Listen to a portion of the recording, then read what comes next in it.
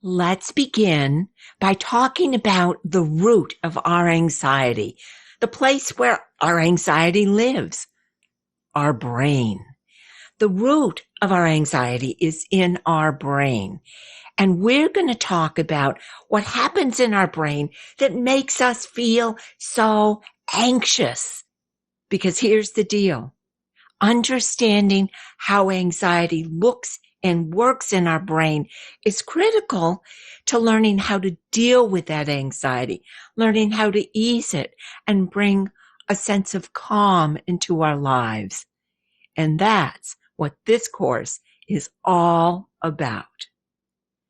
Now, let me just say, if science isn't your thing, if big words and, complicated ideas make you nervous, don't be afraid. I get it. And I promise you, this isn't going to be really sciencey or use a lot of big, complicated words. This is going to be straightforward information that I think is going to change the way you think about your anxiety forever. And I also think it may well change your life. I know it's changed mine. So let's get to it.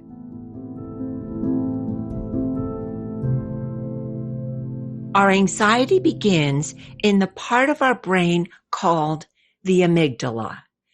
And when I think about the amygdala, I think of it as this little almond-shaped hub or communication center that's located deep in our brain.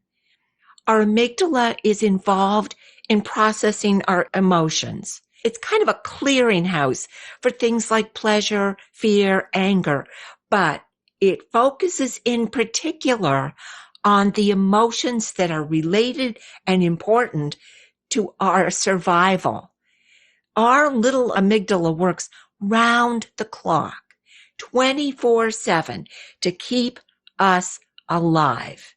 And to keep us alive, I think one of the most important jobs the amygdala does is to receive and then interpret all the information that comes into us from our senses. What we hear, what we see, what we touch, what we taste, what we smell.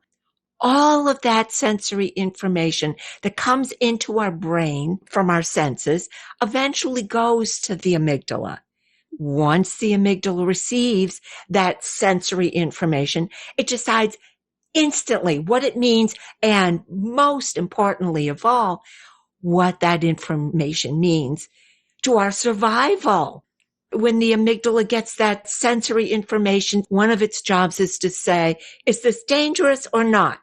Once it makes a decision, it passes that information on to other parts of the body. Now, this sounds a little complicated, but I have an example I think is going to make it much clearer. So let me tell you about Georgia. Early one morning, Georgia was out working in her garden, having a lovely time. When she looked up from her weeding, out of the corner of her eye, she saw something coiled up near the last row of lettuce that looked to her like a snake. Now, let me just say here, Georgia is not a big fan of snakes, and neither am I, not a big fan at all. So the instant Georgia sees that possible snake, the instant that image comes in through her eyes, it goes straight to the thalamus, which sends it right onto the amygdala. The instant the amygdala gets that image, it makes the decision, this could be dangerous. And it sends that information straight to the adrenal glands. Now, your adrenal glands are standing at the ready, and they don't stop to question or argue about the information they get from the amygdala. This is dangerous. The adrenal glands automatically release adrenaline into Georgia's bloodstream. Now, you may already know adrenaline is one of the fear hormones. When it hits your bloodstream, it gives you that jolt of energy that runs through our bodies when we're afraid. Once that adrenaline hits George's bloodstream, our bloodstream, it jerks us into action. So Georgia yelps. She leaps to her feet, heart pounding. She's breathing hard, grabbing her chest, ready to run for her life. Now, again, hearing all this process, this all happens in a heartbeat. It happens automatically without any help or intervention on Georgia's part. She's not thinking about it. It just happened to her. And that's exactly the way life intended it to happen. Because this jolting fear response is all part of nature's well-laid plans to protect Georgia and all of us from being bitten, poisoned, or eaten alive. It's that fear response that makes us jump out of the way of an oncoming car or run from fire. It's what kept our ancestors alive. It keeps us safe today. This is our body's way of protecting us and itself from danger. Okay, but now this is where it gets interesting. Because that fear message that the amygdala sends right to the adrenal glands isn't the only message it sends. At exactly the same time, the amygdala is yelling, uh-oh, to Georgia's adrenal glands. It's sending exactly the same image to her neocortex, which is the thinking part of the brain. But here's the kicker. This possible snake image takes almost 10 times longer to reach that thinking part of the brain, 10 times longer than it took to get to the adrenal glands. So, in the time between reaching the adrenals and reaching the thinking part of the brain, that snake image has already got the adrenaline pumping through Georgia's veins. She's jumped into action before the snake image reaches her neocortex or the thinking part of her brain. And it's not until that image gets to her neocortex that Georgia's actually able to think clearly, to realize, to recognize she isn't looking at a snake, thank goodness. She's looking at a garden hose. The thinking part of her brain, when it finally gets the message, is able to say, hey, seen this before? Garden hose, not dangerous, no need to panic, no need to run, nothing to worry about here. Take a deep breath. But even though George is relieved to know she's not in danger, that adrenaline is still pumping through her bloodstream.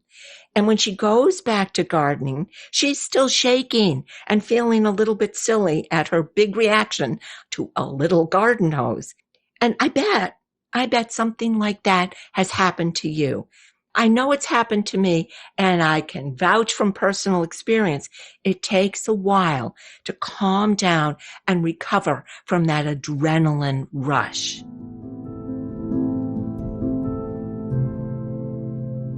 But Georgia was still thinking about that reaction to the snake image later that day when she went to meet with a new therapist to discuss her lifelong anxiety.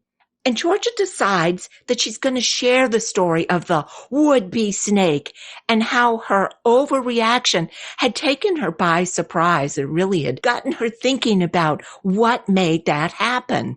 As they talked and Georgia explained the snake, the therapist smiled to her and said, you know, Georgia, this is a great place to start talking about your ongoing anxiety, because that reaction you had explains one of the most important things I could ever tell you about how your amygdala impacts your anxiety, both in the moment and long term, because we're talking about not just the moment, not just that momentary fright, but we're talking about anxiety that is ongoing.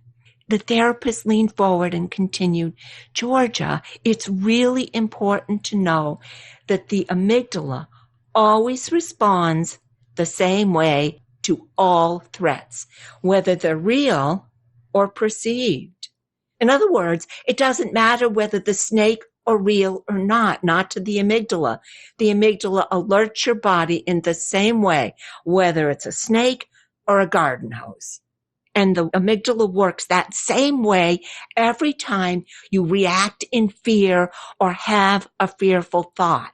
So, when you're worrying about what might happen in the future, about failing, getting sick, your mortgage, the taxes, the kids, the parents, whatever you're worried about, the effect on the amygdala is the same as if you're being chased by a bear or hear a thud in the middle of the night. The amygdala doesn't care whether it's real worry or not. The amygdala responds to all threats, real or perceived, in the same way.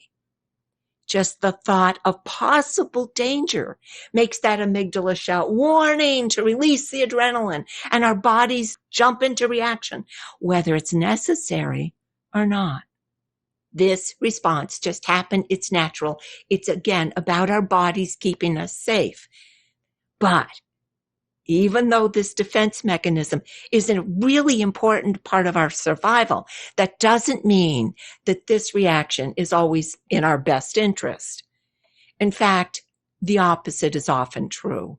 This reaction can make us anxious when it isn't really necessary. Georgia frowned and leaned forward and said, "So if my amygdala is making me anxious, how do I change it? What do I do to fix this?" "That's a great question," the therapist nodded. "The short answer is you can't control that instinctive reaction in the moment. And there's nothing we can do about that. The adrenaline release is physical and involuntary. No control. But what we can do is use some great physical techniques to calm that physical, involuntary, and immediate response of the amygdala, to bring a sense of calm to your body." "And how do we do that?" Georgia asked, and the therapist smiled. "Don't worry. We're going to work together to find the techniques that work best for you to help calm your involuntary response." On the other hand, the therapist said, 2 parts to this. That second part of your response to danger, the reaction of the neocortex, that thinking part of your brain, is slower, it's mental, and it's voluntary. As you know, Georgia, you were able to choose your response to the garden hose. That thinking part of your brain was able to distinguish between snake, hose, decide what it really meant to you, and you were able to respond. This thinking response is voluntary and within your control. You have control over what you think. Now, to sum up, the therapist continued, to ease your ongoing anxiety, to ease it once and for all, what we have to do is find ways to calm both parts of your brain, the amygdala and that adrenal response, and also the neocortex and that thinking response. Now, we can use physical techniques to calm the physical, involuntary, and immediate response, that adrenal response. We have some great, powerful mental techniques to help you think differently about things, to help you find focus on positive thinking, affirmations, things that can soothe your brain. 2 different responses in the brain, 2 different types of healing techniques. The therapist saw Georgia looked worried and said, "I promise you we're going to do these together. Together, we're going to put a plan in place that will help you meet both these goals." And over the next few weeks, they worked together and did just that. Georgia chose to use breathing techniques, and she put in place a walking program to soothe that involuntary response of her amygdala and her adrenals. To soothe her neocortex, she practiced affirmations and meditations.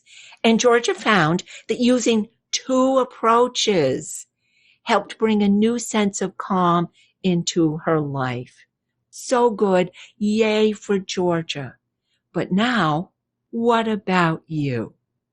As I'm talking, you may already be thinking, hey, what's going to work for me? Well, that's what we're going to be talking about for the rest of this course. What is going to work for you? My hope is that that's what we find out together. Because one of the things I've learned over the years, not everything works for everyone. What works for me may not work for you. I've sent people home with exercises and ideas that did not work for them, but what works for you may not work for me. Our journey together is to find the specific strategies, the specific methods that are right for you, the really best ones. And my plan is that we're going to work together to find those for you. So that's my goals. Number one, to get to the root of your anxiety, to help you decide when and how to begin the process of easing that anxiety, and to finally help you choose the right techniques to get you started on your way. And let me say, I have designed and compiled an entire roster of anxiety busting techniques in my book, Calm and Sense. I hope to share with you here some of the very best, most effective techniques from that book. I'm so excited about being able to bring them to you here. So let's wrap up. Now we have some understanding about how fear happens in our brain, and maybe that there are going to be some wonderful things we can do about it. In our next module, we're going to take a look at one of the reasons why women are 60% more likely to experience anxiety disorders than our male counterparts. I think you're going to be really surprised.